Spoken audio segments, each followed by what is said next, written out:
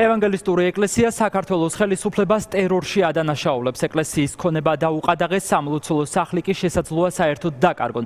რას ამბობს პასტორი ზაალ ტყეშელაშვილი, მასზე საუბრა ანა მდივანი და ახლა პირდაპირ ეთერში გვეტყვის ყველაფერს.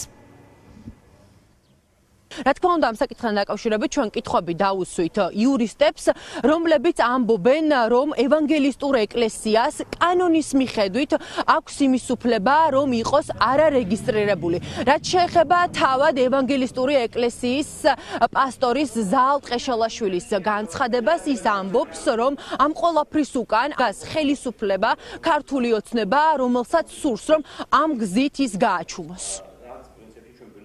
არჩელი შევიდა საქალაქო სასამართლოში.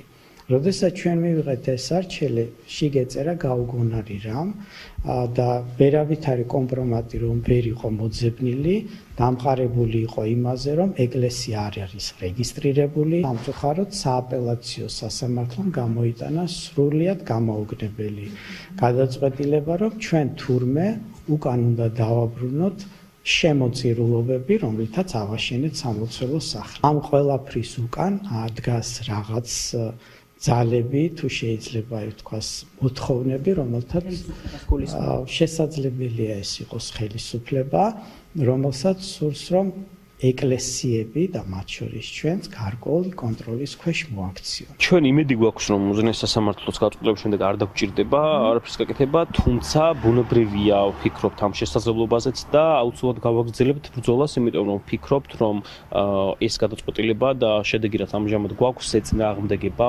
ევროკონვენციის გარკვეულ მუხლებს. ჩვენ ვიცით, რა მეთოდებით მუშაობს სახელმწიფო რელიგიური გაერთიანებების წინააღმდეგ. ამისი შორს რომ არ წავიდეთ, ამისი დასტური არის ეგრეთ წოდებული კრებსები, რომელიც თემატიკა პირდაპირ მიმართული არის რელიგიის საკითხებისადმი. რა მასშტაბის თვალთვალი, კონტროლი, ჩარევა პირად ცხოვრებაში, ჩარევა საეკლესიო და რელიგიურ ცხოვრებაში ხდება სახელმწიფოს მხრიდან. მაყურებელს ვეტყვი, რომ ევანგელისტური ეკლესია და თავად ევანგელისტური ეკლესიის პასტორის ქონება ამ წუთებში არის დაყადაღებული, საქმე არის წასული უზენაეს სასამართლოში.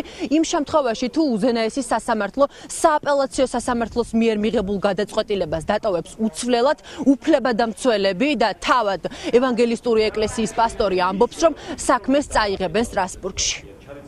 მადლობა ანა მდივანი საუბრობდა პირდაპირ ეთერში.